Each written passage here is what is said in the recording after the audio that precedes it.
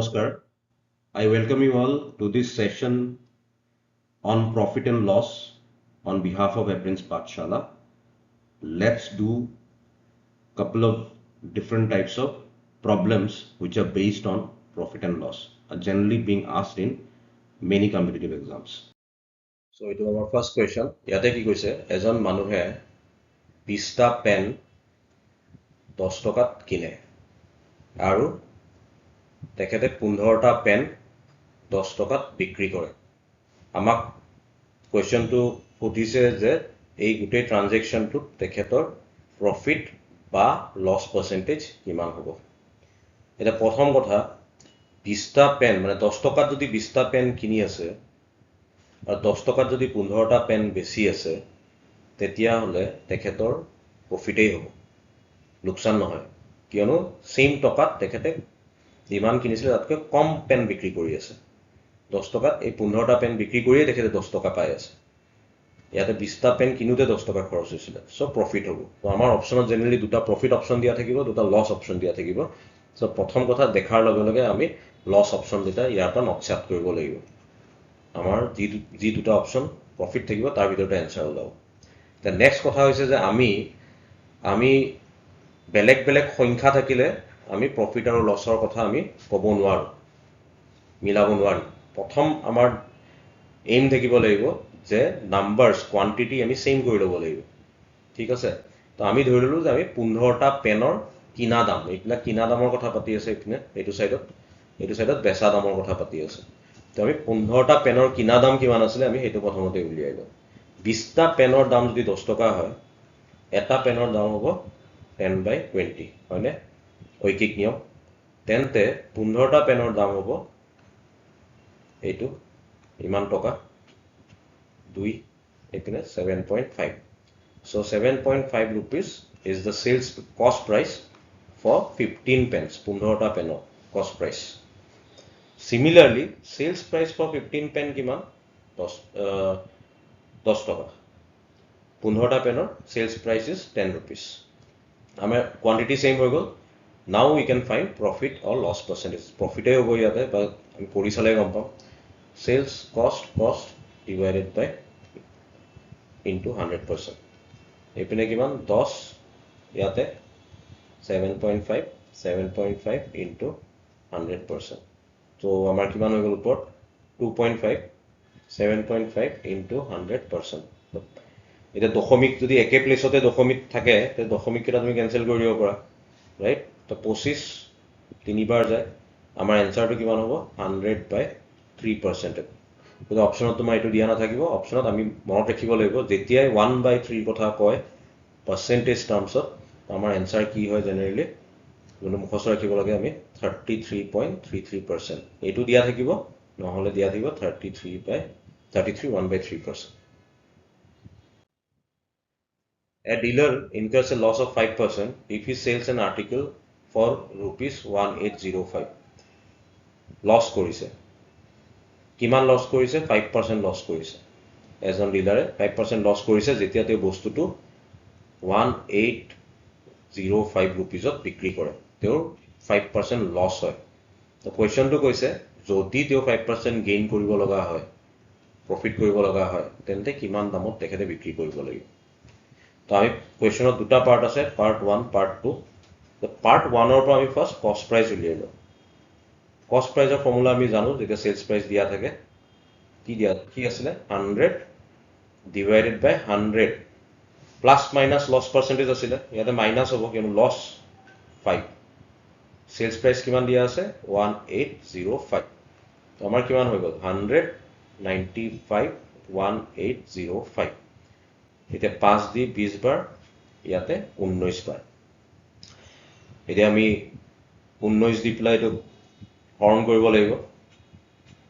995 তো আমাৰ কিমান হ'ব এটো আনসাৰ 95 into 2 মানে কিমান হয় 1900 আমি কষ্ট প্ৰাইস পাই গল 1900 এতিয়া পাৰ্ট 1 আছিল কষ্ট প্ৰাইস উলিয়ালো আমি পাৰ্ট 2 সেলস প্ৰাইস উলিয়াব লাগিব সেলস প্ৰাইসৰ ফৰ্মুলাটো কি আছিল 100 প্লাছ মাইনাছ ইয়াতে প্লাছ প্ৰফিটৰ কথা পাতি আছে ডিভাইডেড বাই 100 ইনটু কষ্ট প্ৰাইচ which is এইটো কিমান আহিলে আমাৰ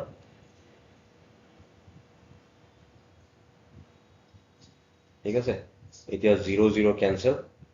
আলটিমেটলি আমি কিমান 105 ইনটু 19 19 5 গুণ 95 19 1 গুণ 19 এইটো হৈ গ'ল আমাৰ সেলস প্ৰাইস তাৰ মানে বস্তুটো 1995 रुपीसত বিক্ৰী কৰিব লাগিব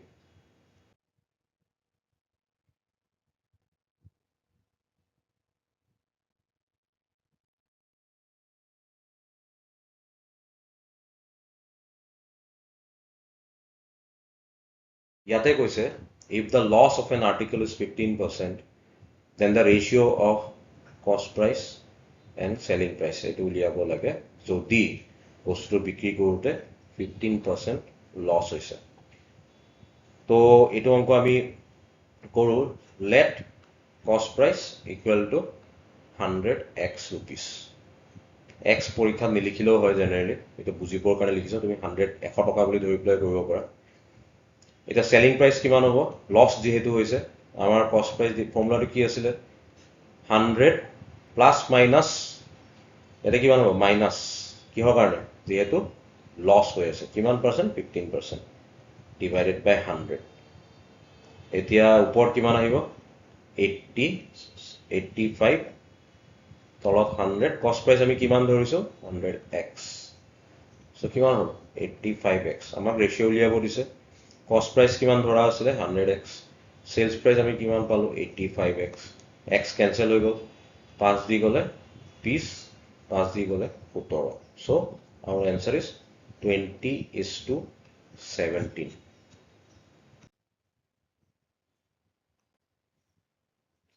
ইয়াতে কৈছে আলফ্ৰেড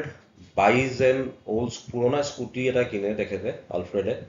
কিমান টকাত কিনে 4700 rupeesত কিনে আৰু 800 টকা তেখেতে খৰচ কৰে ৰিপেয়াৰিংৰ নামত টোটাল স্কুটাৰ কিনাৰ পিছত তেখেতৰ টোটাল এতিয়ালৈকে কিমান খৰচ হৈ গ'ল 5500 টকা অলৰেডি খৰচ হৈ গ'ল বিক্ৰী কৰে কিমানত সেলিং প্ৰাইস কিমান 5800 তো আমাক কোৱেশ্চন কৈছে যে দেন তেওঁৰ লাভ পাৰ্সেন্টেজ কিমান হ'ব এইটো বুজিছে তো আমি লাভৰ পাৰ্সেন্টেজৰ ফৰ্মুলা জানো sales price cost price into 100% 5800 5500 5500 into 100% এইটো কি আছিল cost price আছিল রাইট তো আমাৰ কিমান হৈ গল এতিয়া ওপৰত 300 তলত 5500 into 100% 0 0 cancel উপৰ থাকিলে কিমান আমাৰ 300 by 55 এতিয়া 300 ক তুমি যদি আৰু সৰু কৰিলো আমি 11 5 দি গলে 60 60 by 11 হয় নহয় এতিয়া তুমি এটো হৰণ কৰিলে তোমাৰ ওলাই যাব 60 তোমাৰ কিমান তুমি এনেকৈ কৰিলে ওলাই যাব 60 11 দিলো 5 গুণ 55 থাকিল 5 so answer would be 11 sorry 11%. এইটো ইয়াতে কৈছে if selling price is doubled the profit triples যদি আমি বিক্রি দাম দুগুণ কৰো profit আমাৰ বাঢ়ি 3 গুণ হৈ যায় find the profit percentage so let selling price s rupees s টকা cost price c rupees একেটা ধৰি ললো হয় তো প্রফিট কিমান হ'ব selling price minus cost price এটা হল profit কিন্তু কি কৰি আছে এটা বিক্ৰি কৰি আছে তোমাৰ ডাবল দামত বিক্ৰি কৰি আছে মানে টুৱাইস এস দামত বিক্ৰি কৰি আছে cost price তো সেমই থাকিব তো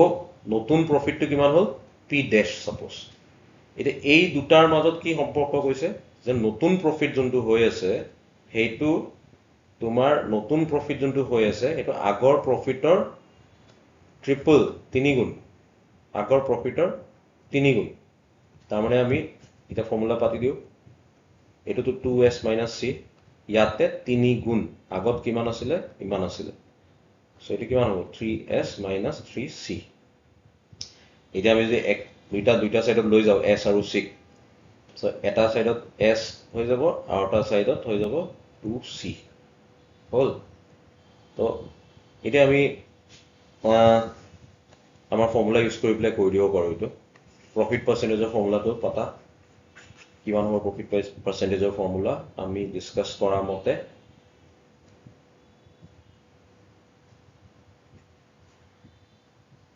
profit percentage equal to sales cost into 100%. So sales kiman 2c minus c into 100%. So upor kiman thakibo 2c minus c 100%. Eto cancel gusi gol 100% tomar hobo answer.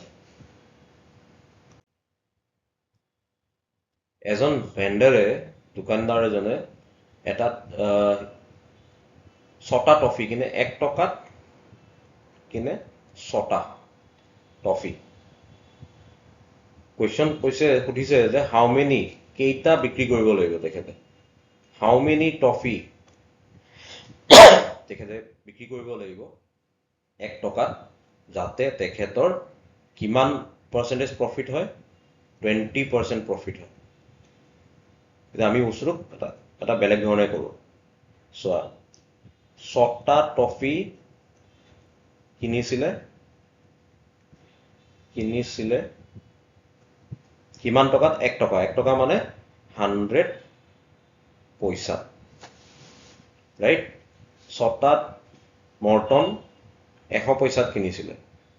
আৰু তেখেতৰ কি হৈ আছে 20% প্ৰফিট হৈ আছে মানে ছটা মৰ্টন 100 পইচাত কিনি পেলাই 20% প্ৰফিট মানে 100 টকাত 20 পইচা প্ৰফিট কৰি 120 পইচাত বিক্ৰি কৰি আছে বুজি পাইছা 100 পইচাত যদি 20% প্রফিট হয় 20% of 100 পয়সা কিমান হ'ব 20 পয়সা রাইট এই 20 পয়সা প্রফিট হলে তেখেতে 120 পয়সাত বিক্রি কৰি আছে কি 6 ছটা টফিৰ বিক্ৰি দাম হৈ গল তোমাৰ 120 পয়সা তো এটা টফিৰ বিক্রি দাম কিমান হৈ যাব 120 divided by 6 পয়সা যোনটো 20 পয়সা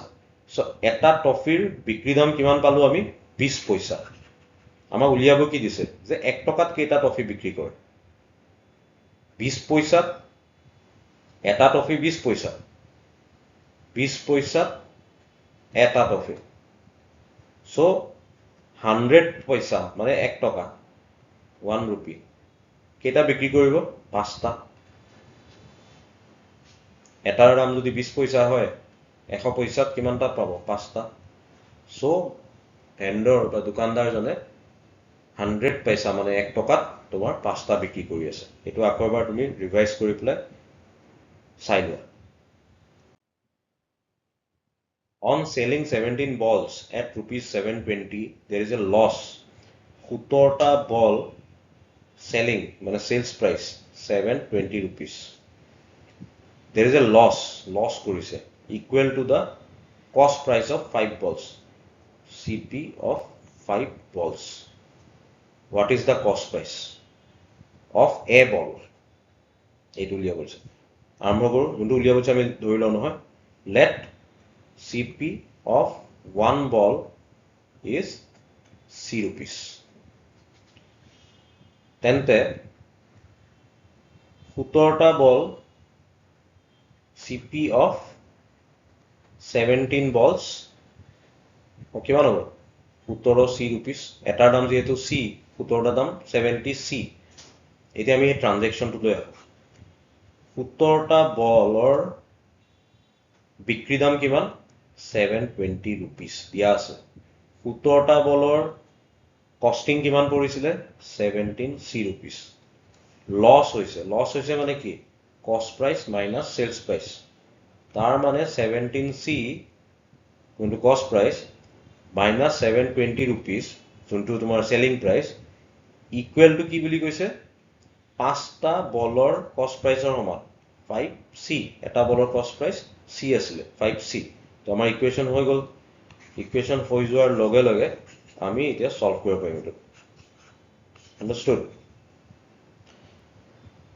আমাৰ ইকুৱেশ্যনটো কি হ'ল 17c minus 5c equal to 720 which is 12c equal to 720 c will be equal to 720 by 12 which is 60 rupees